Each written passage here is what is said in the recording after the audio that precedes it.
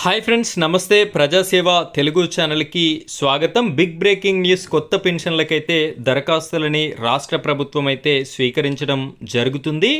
ఏ category పెన్షన్ల కోసం అయితే అప్లికేషన్ చేసుకోవచ్చు, ఎవరెవరు దరఖాస్తులు పెట్టుకోవచ్చు, ఈ యొక్క అప్లికేషన్ ఫారం ఎక్కడ దొరుకుతుంది, అప్లికేషన్ ఫారంకి జత చేయవలసినటువంటి డాక్యుమెంట్స్ ఏమేమి ఉండాలి అనేటటువంటి పూర్తి వివరాల కోసం ఈ వీడియోని చివరి వరకు చూడండి. వీడియోని నచ్చినట్టయితే లైక్ చేయండి. ఆ వెంటనే వచ్చేటటువంటి హైప్ పాయింట్స్ కూడా వీడియోకి ఇస్తారని కోరుకుంటున్నాను. ఇలాంటి లేటెస్ట్ అప్డేట్స్ మీకు రావాలి అనుకుంటే మన ఛానల్ని సబ్స్క్రైబ్ చేసుకోండి. ఆ వెంటనే వచ్చేటటువంటి హైప్ పాయింట్స్ కూడా వీడియోకి ఇస్తారని కోరుకుంటున్నాను. ఇక మనం వీడియో టాపిక్లోకి వెళ్ళిపోయినట్టయితే ఇక్కడ చూడండి, అప్లికేషన్ ఫారం అయితే ఈ విధంగా ఉంది. ఈ అప్లికేషన్ ఫారం మీరు గ్రూప్లో డిస్క్రిప్షన్లో వాట్సాప్ గ్రూప్ లింక్ అయితే ఇచ్చాను. అక్కడ జాయిన్ అయినట్టయితే మీకు దీని యొక్క లింక్ అనేది రావడం అయితే జరుగుతుంది. అప్లికేషన్ ఫారం అయితే మీకు అక్కడ దొరకడం జరుగుతుంది. ఇక్కడ వృద్ధాప్య పెన్షన్, వికలాంగ పెన్షన్, వితంతు పెన్షన్, ఒంటరి మహిళా పెన్షన్, ఈ 4 రకాల కేటగిరీ వాళ్ళైతే ఇప్పుడు అప్లికేషన్ అయితే కొత్త పెన్షన్స్ కోసం అప్లికేషన్ అయితే చేసుకోవచ్చు. ఈ డాక్యుమెంట్ని అయితే నీట్గా ఎక్కడా కూడా తప్పులు లేకుండా ఈ అప్లికేషన్ ఫారంని అయితే మీరు నింపవలసి ఉంటుంది. దీంట్లో అన్ని నార్మల్ ఇన్ఫర్మేషనే ఉంటుంది కాబట్టి మీరైతే దీన్ని పూర్తిగా నింపిన తర్వాత ఇక్కడ చూడండి, కింద దరఖాస్తుదారుని సంతకము లేదా వేలిముద్ర అని చెప్పేసి ఉంది.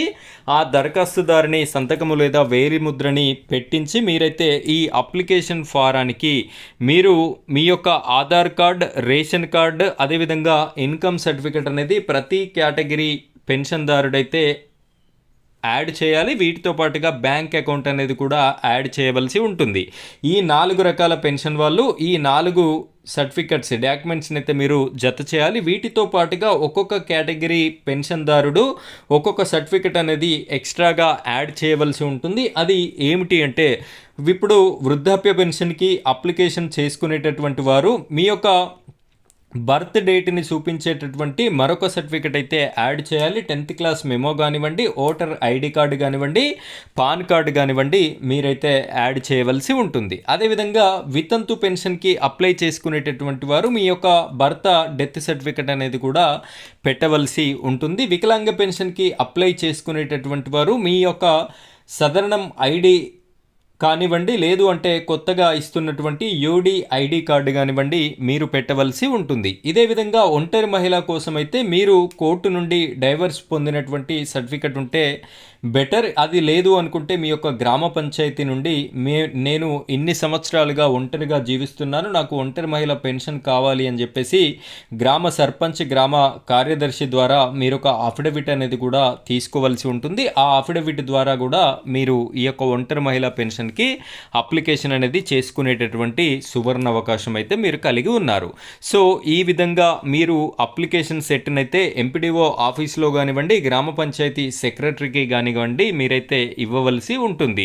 సో ఇవన్నీ జత చేసినటువంటి సెట్ని ఈ విధంగా సబ్మిట్ చేయండి. అదేవిధంగా దీనికి చివరి తేదీ వచ్చేసి ఇంకా అయితే నిర్ణయం తీసుకోవడం జరగలేదు కాబట్టి ప్రతి ఒక్కరు కూడా మీరు అప్లికేషన్ చేసుకోండి. చివరి తేదీ అప్డేట్ ఏమైనా వచ్చినట్టయితే నేను మీకు మరో వీడియోలో తెలియజేయడం జరుగుతుంది.